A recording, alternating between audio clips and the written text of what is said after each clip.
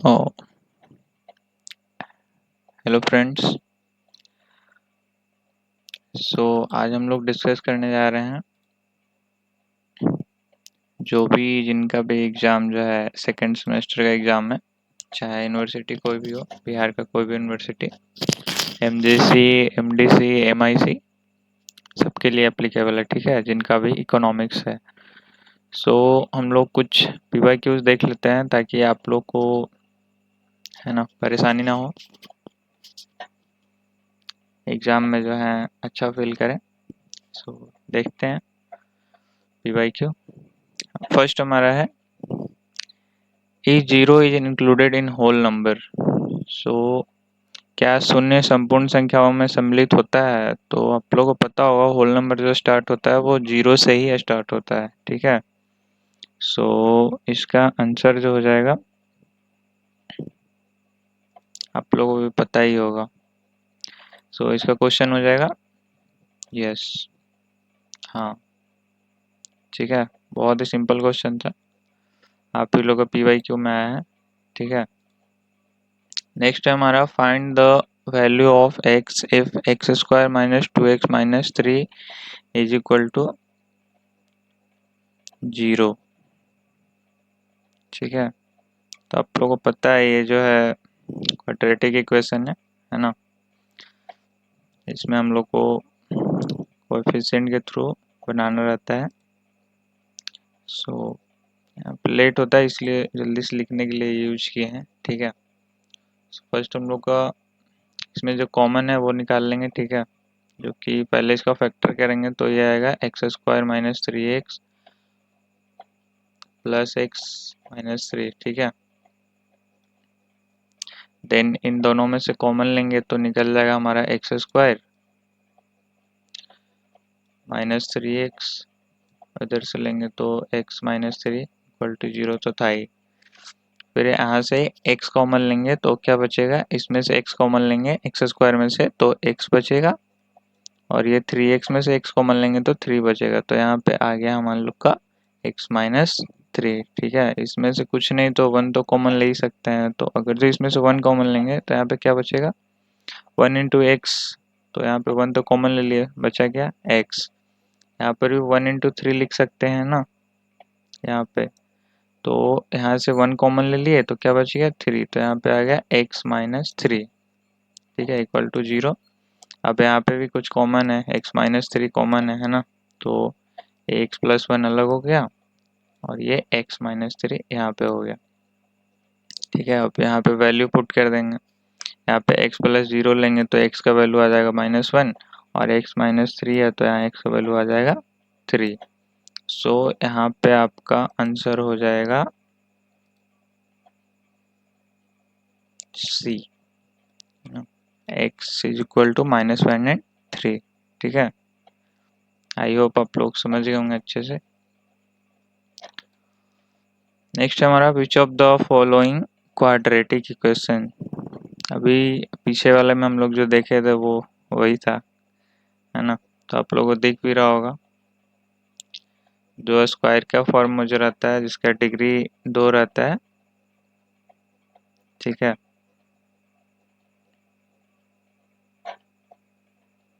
वो होता है हमारा क्वाड्रेटिक इक्वेशन, जो कि a does not equal to 0 होता है। ठीक है, तो ये हमारा आंसर हो जाएगा B।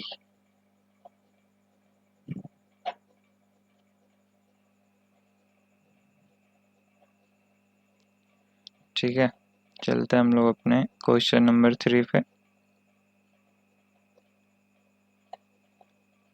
ये सो आप लोग का जो ऑप्शन है ये आपका एक लीनियर इक्वेशन का हो गया। ये क्वाड्रेटिक इक्वेशन तो होगा नहीं, इसमें एक ही है, और इसमें 3 है, 3 डिग्री वाला हो जाएगा, जो कि ये भी नहीं होगा और ये भी नहीं होगा और ये तो बिल्कुल भी नहीं होगा। चलते हैं हमारे नेक्स्ट क्वेश्चन पे, क्वेश्चन नंबर 4 पे, जो कि आपको एक सेट का क्वेश्चन है। ठीक है, जिसमें से आप लोग को पूछा है, यूनिट पूछा है। ठीक है, इसमें आपको दिया हुआ है, ए का वैल्यू दिया हुआ है 1 2 3 4, बी का वैल्यू दिया है 2 4 5 8 और सी का वैल्यू दिया है 3 4 5 6। ठीक है।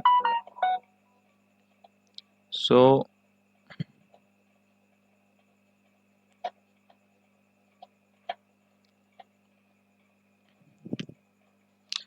इसमें यूनियन में जो क्या होता है, ये यूनियन सेट है, इसमें आपको क्या होता है कि जो सबको कंबाइन करके जो भी एलिमेंट्स दिया हुआ है, ठीक है, विदाउट रिपीटिशन, रिपीटिशन नहीं होना चाहिए।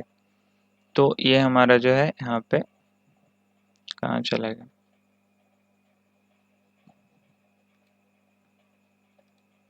ये जो हमारा है ए में आपका दिया हुआ 1 2 3 4, यहाँ पे भी दिया हुआ है, बी में 2 4 5 8 और सी में 3 4 5 6, जो तीनों को मिला के रिपीटेशन नहीं होना चाहिए, बस लिख देना है, ठीक है। तो क्या हो जाएगा 1 2 3 4 5 6 और 8, सॉरी यहाँ पे 7 लिखा गया, यहाँ पे 8 होगा, ठीक है। तो आप लोग का ऑप्शन में हो जाएगा ये सी नंबर, ठीक है, ये हमारा हो जाएगा सी नंबर, ठीक है।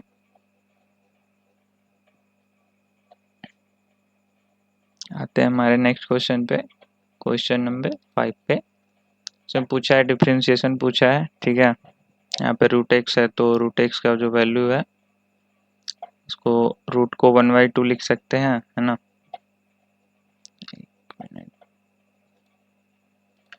रूट को यहाँ पे 1/2 के फॉर्म में लिख सकते हैं, और डिफरेंशिएशन में तो पता है क्या होता है,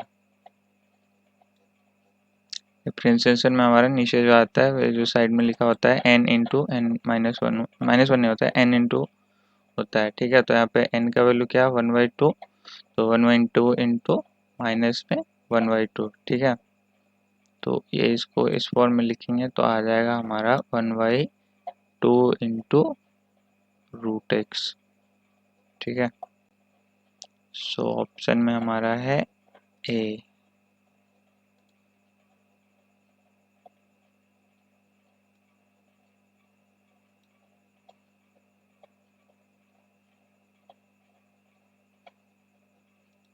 नेक्स्ट आ जाता है सेकेंड ऑर्डर ऑफ डेरिवेटिव पूछा है 6 नंबर में, x⁴ का। सो फर्स्ट ऑफ ऑल हम लोग का फंक्शन जो है वो लिखेंगे, और ये हो गया, और इसका डिफरेंशिएशन निकालेंगे तो एक घटते जाता है ना।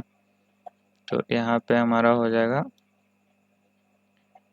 क्या हो जाएगा 4 माइनस 3 यहाँ पे हो जाएगा, तो 4 यहाँ पे n इंटू एन माइनस 1 होता है ना, तो यहाँ पे हो जाएगा 4 into x, sorry 4 into x⁴ 4 minus 1 हो जाएगा, तो यहाँ पे हो जाएगा हमारा 3, ठीक है। फिर इसी का हम लोग को सेकेंड दोबारा से निकालना है, सेकेंड ऑर्डर पूछा है तो दोबारा निकालेंगे, तो 4x³ का निकालेंगे तो 4 इंटू 3 हो जाएगा, और ऊपर में x⁴ माइनस 1 हो जाएगा, ठीक है। तो ये आ जाएगा हमारा 12x², ठीक है। 4 इंटू 3 करेंगे तो 12 हो जाएगा, और ये 3 माइनस 1 इंटू 3 हो जाएगा, तो आपका ऑप्शन हो जाएगा सी, ठीक है।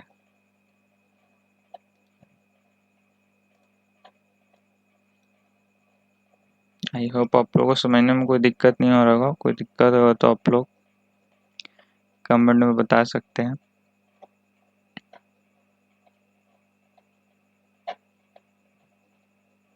ठीक है, आते हैं, चलते हैं हमारे नेक्स्ट क्वेश्चन पे। इसमें हम लोग को इंटीग्रेशन का वैल्यू पूछा हुआ है, ठीक है, 3 2 4 1 इंटू टी एक्स।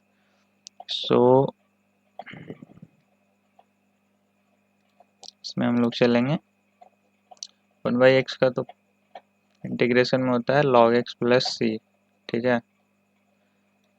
सो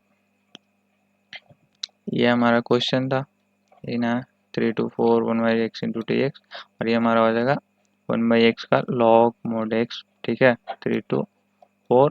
और इसको जो है रूल आप लोग को याद होना चाहिए, ये जो होता है माइनस में होता है, ठीक है। सो यहाँ से हो जाएगा हमारा log 4 माइनस log 3, ठीक है। इसको ऐसे भी लिख सकते हैं log 4/3, ठीक है।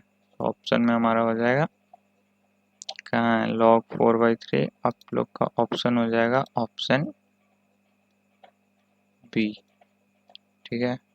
ये ऑप्शन हो जाएगा log b, log sorry B option हो जाएगा log 4/3। ठीक है, चलते हैं हमारे नेक्स्ट क्वेश्चन पे।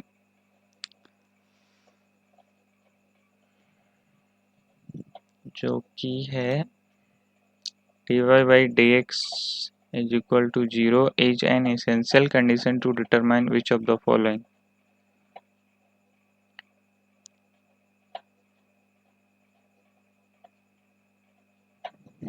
ठीक है, सो कैलकुलस में जो है हम लोग dy by dx तो ऐसे आप लोगों को लग रहा होगा डिफरेंशिएशन का, बट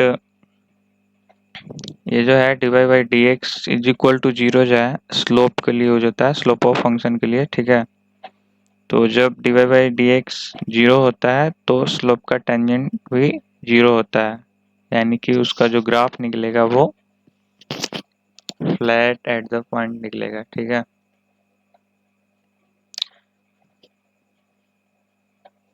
तो ये जो कंडीशन है ये किसका है, ये हमारा मैक्सिमा और मिनिमा। ठीक है,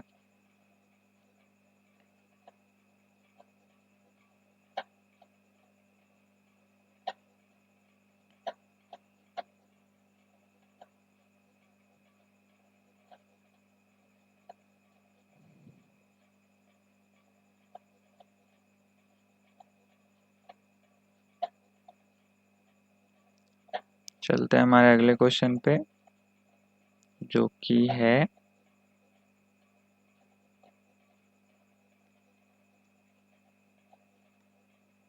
9th नंबर।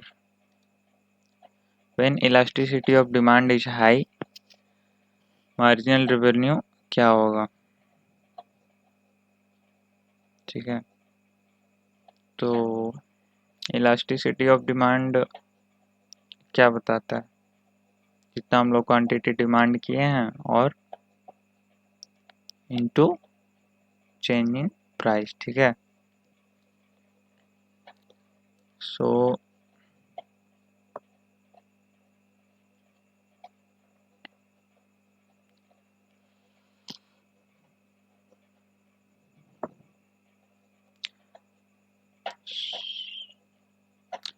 मार्जिनल रेवेन्यू क्या होता है, P इंटू में जो है 1 माइनस 1 बाई ई डी। ठीक है, जहाँ पे जो है एक मिनट,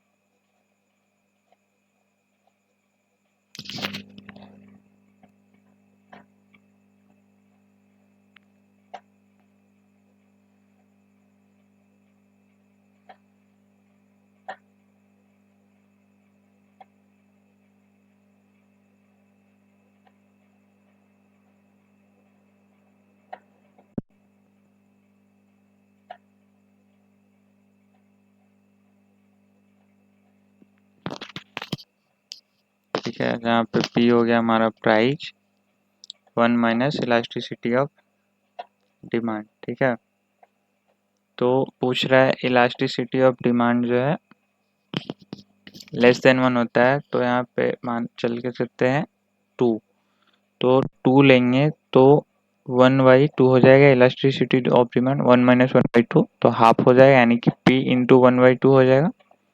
तो इसका क्या हो गया, 1 से ज़्यादा हो गया, तो MR क्या हो जाएगा, पॉजिटिव हो जाएगा। ठीक है, लिख दें, एक मिनट।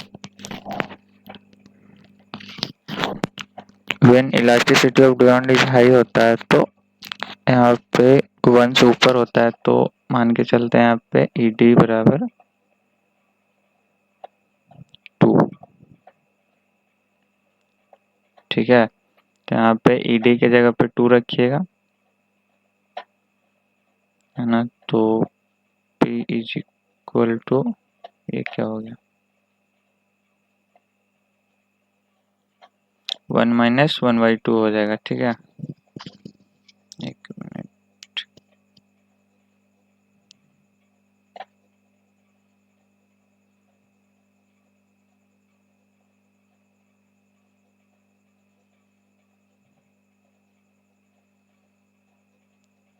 क्या हो जाएगा, P इंटू 1 माइनस 1/2। 1 में से 1/2 जाएगा तो 1/2 ही होगा, है ना। तो क्या हो जाएगा, P इंटू में 1/2।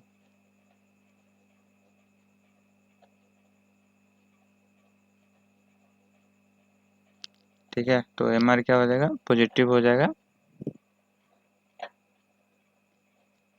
When elasticity is more than 1। ठीक है, नेक्स्ट है हमारा the difference between average cost and average revenue.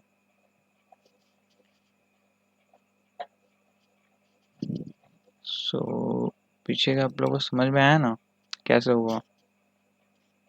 मतलब जब किसी वस्तु की मांग का लचीलापन या इलास्टिसिटी ज़्यादा होता है, AD1 से ज़्यादा होता है। ठीक है, चलते हैं हमारे नेक्स्ट क्वेश्चन पे। ठीक है, तो इसमें क्या होता है, AR बराबर क्या होता है, total revenue by quantity, revenue per unit sold, है ना। और एवरेज कॉस्ट क्या हो जाएगा, total cost into total quantity. यहाँ हो जाएगा